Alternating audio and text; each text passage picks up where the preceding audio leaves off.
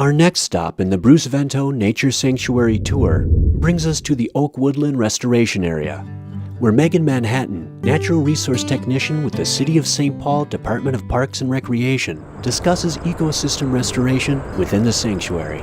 So when you look at the sanctuary, it looks really natural, but actually a lot of work has gone into creating what you see here today. It's really like a 27-acre garden. 200 years ago, this land was a marshy floodplain where two streams, tributaries of the Mississippi, came in, the Trout Brook and Phelan Creek.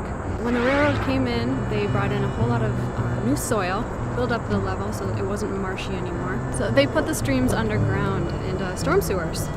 The land became contaminated because it was railroad land, and so when we restored the sanctuary, we had to take out a whole lot of contaminated soil and bring in new clean soil. After the railroads left, there was a lot of buckthorn and other invasive species. It was a huge mess in here. So when you look at pictures of the sanctuary in 2005, you can see that there wasn't a lot of vegetation there. We had removed all of the invasive trees, and it was really just a blank slate. Partners including the City of St. Paul, Lower Phelan Creek Project, Minnesota Department of Natural Resources got together and created a natural resource management plan.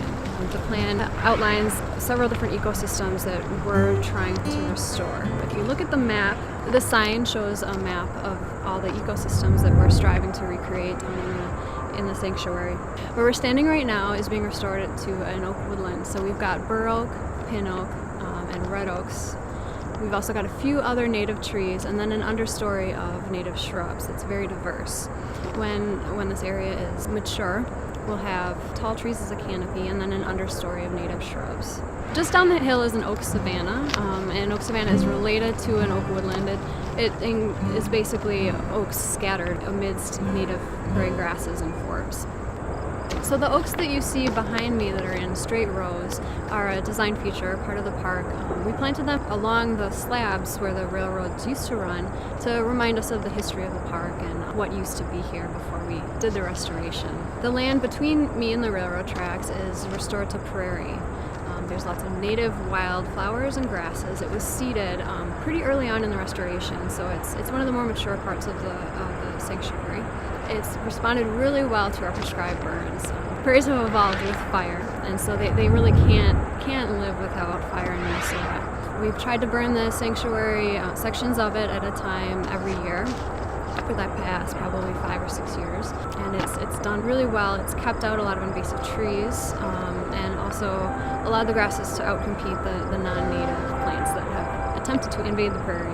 Just past the prairie, you can see there are some tall cottonwoods. Those cottonwoods are original to the site. They weren't cut down. They're in the floodplain restoration part of the section, and this whole area used to be a floodplain. So that's the one chunk that we're going to allow to return to floodplain, and we've planted a lot of cottonwoods and other floodplain-loving species down there. So further east, there are three wetlands and a stream that we've restored.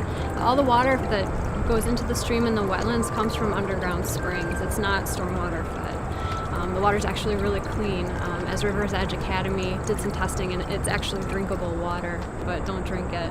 The wetlands were placed in special spots, and they're lined with clay so that the water doesn't seep into the contaminated soil underneath and then contaminate the groundwater. So we actually did a lot of work creating those wetlands. There's a few cool ecosystems down by the stream. There's a tamarack seepage swamp, and then there's also a wet meadow. So there's a lot of water-loving plants. It takes a large network of community partners and volunteers to keep the sanctuary looking as good as it does. The youth interns from the Community Design Center have been working down here every summer since 2005, and Lower Phelan Creek Project recruits volunteers and raises funds to help keep this project going. One volunteer group that comes here every year is the 3M's Eastside Lab. They've held a volunteer event here for numerous years and have done a lot of work for us.